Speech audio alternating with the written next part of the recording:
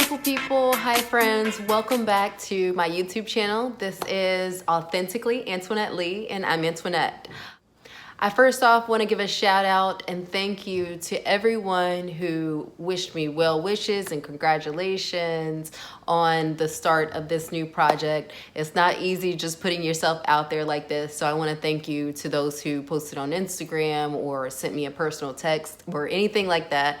Thank you so much. The support is appreciated in ways you don't even know. As you can see, Thursday is wash day. If you want to see me made up, that's what Instagram is for. AR Lee on air. Follow me. So today we are talking about how I almost missed my calling. And I share this story a lot, but only in tidbits. So I want to put the full story out there with hopes that maybe it will inspire someone else to reach deep down inside and recognize their own greatness. So I'm not going to put my full story out there today. I do think I have an amazing story and I am excited to share that with you all one day, but I'm just not ready for that yet.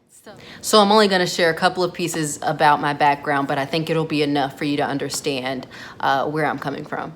So I am from a small town in North Carolina. It's called Bladen County, North Carolina. It's very close to the coast, very southern. I don't expect any of y'all to know where that is unless, of course, like you're one of a family member or someone watching from back home. But it's a super small town, one of those towns where like everyone knows everybody, you know? My sister and I, we were raised by my grandmother. Unfortunately, my mother had a condition and she was never able to take care of us. So shout out to grandma, because she is the reason why I'm here and able to talk to y'all today.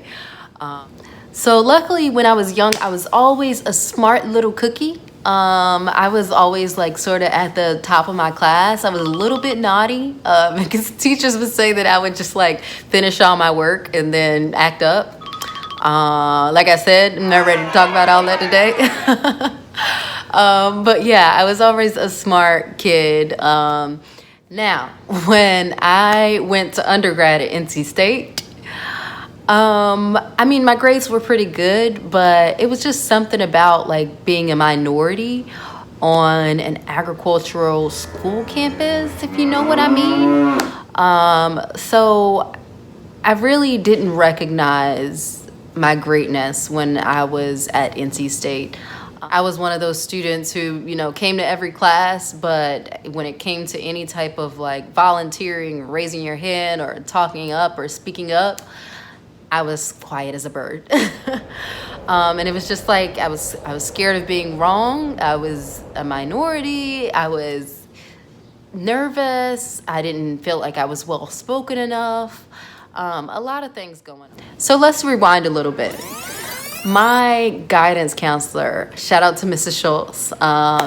She was amazing. She was more than just a guidance counselor for me. She was like a mentor and a mother figure. But anyway, she was one of the first people to like see something in me and tell me that you're gonna be a news anchor. You're gonna be on TV, you know? Like she was the first one to see something in me that said like media personality, you know? Like I don't know what it was, but she saw it. Fast forward to when it was time to go to college. I wanted to do journalism. It was always in the back of my mind. But something within me said, you're not a good enough writer, or you're not well spoken enough, you're not connected, you're just a girl from a small town in North Carolina. Who can also talk about the fact that, you know, there aren't a lot of people of color on TV. I think it is getting better, but back then, certainly when I was coming up, it was definitely a problem. You didn't just like turn on the television and just see representation of someone who looks like you. So all of those things really like took a weight on me. And for some reason, I told myself, I don't have what it takes to be a journalist. I don't have what it takes to be in the media industry. So I'm going to try to do something where I know I can succeed. So I chose to go to school for psychology because I thought I was going to be a guidance counselor. I thought it was great. I was like, I can inspire other young people and be what Miss Schultz was to me, you know, help kids get into college. I knew that I wanted to help people. Help people has always been at the core of who I am. So that's why I chose psychology. So I ended up going to NC State for 4 years for psychology, and then I took some sociology classes. And so I ended up graduating with a degree in psychology and sociology.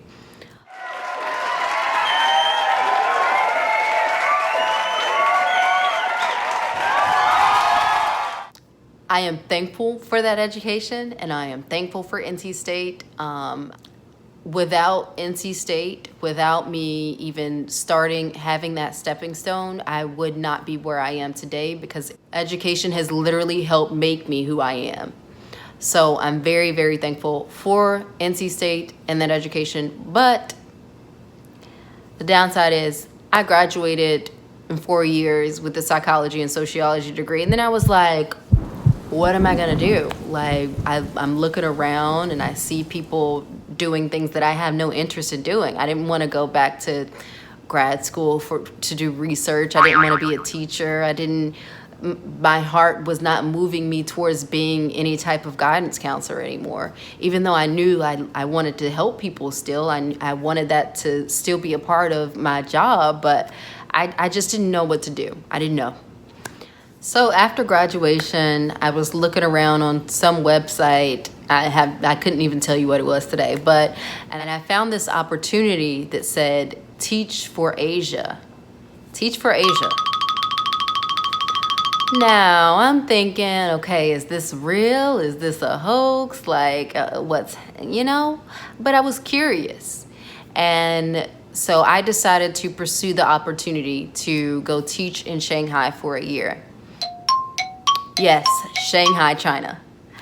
So fast forward, we can talk more about that process later if y'all want to know what it was like waiting for the visa and like having to get shots and like do a whole bunch of things. It was hard getting there. It was difficult, but we can talk about that more later if y'all want to.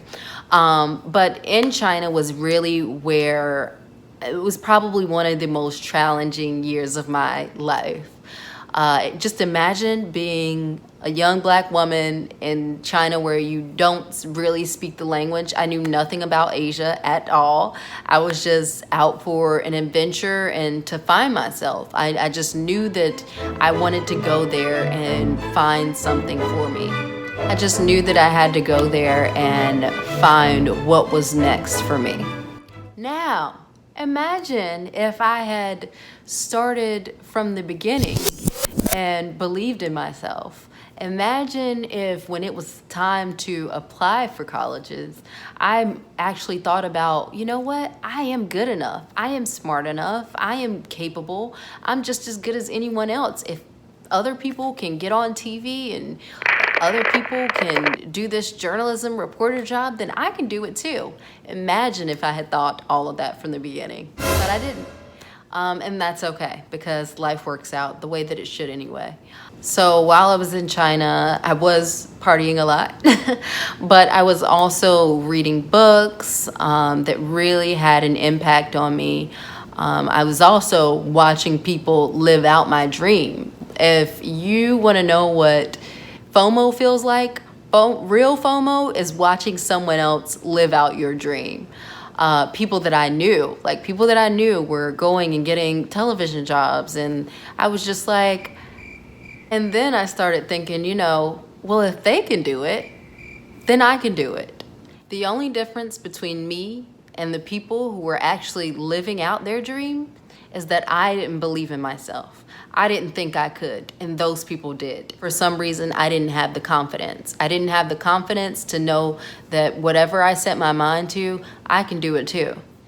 I really have to give a shout out to Teach for Asia for giving me the opportunity to go and find myself in China and developing courage there that I never had before, because it was just one of the most challenging experiences, and you were either gonna fight or flight, and I'm not a flight kind of girl. So I also think that things were so difficult in Asia. Like the smallest task, going to the bank, trying to open up an account, paying rent, like everything was so difficult that I had to learn how to be resourceful. And I really think building those resourcefulness skills also helped me find a way around things. Like if you tell me no, okay, that's fine. I'm gonna find a way around it and find another way, you know? I really think if it were not for China, I would not be in Philly right now working on living out my dream. So a lot of what I was doing while I was in China was praying, writing, thinking, trying to figure out what's next, you know? What am I gonna do with the rest of my life? While I was also having a blast. So I started researching schools and I found about 4 that I thought I was gonna apply to. They were all kind of like small. And when I say small, I mean they were in like South Carolina, Georgia. I've always been a Southern girl, so it would have been nothing to go to another school in the South.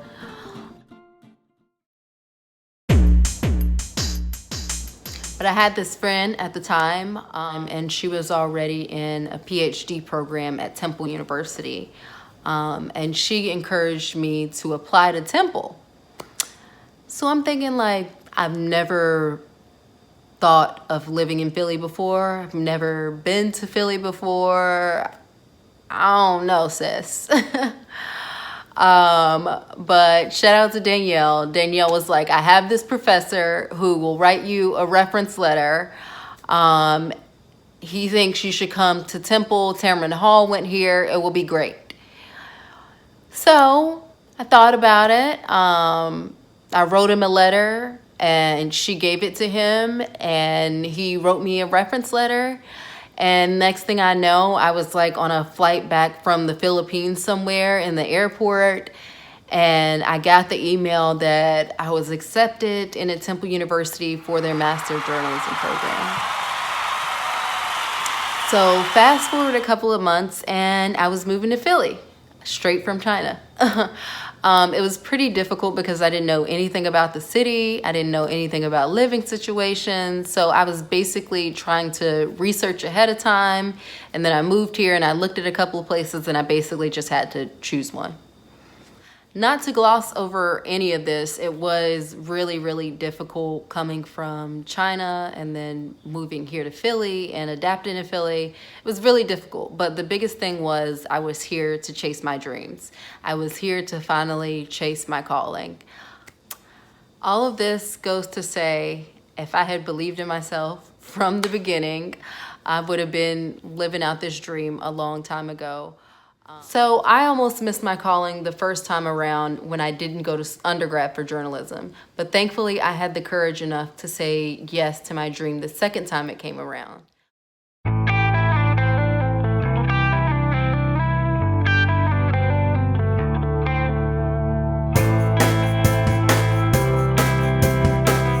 The moral of this story is to believe in yourself. And as Beyonce would say, if my country ass can do it, then anybody can do it. If you like this video, please comment, subscribe, like, all that good stuff. Until next time, we'll talk later. Peace.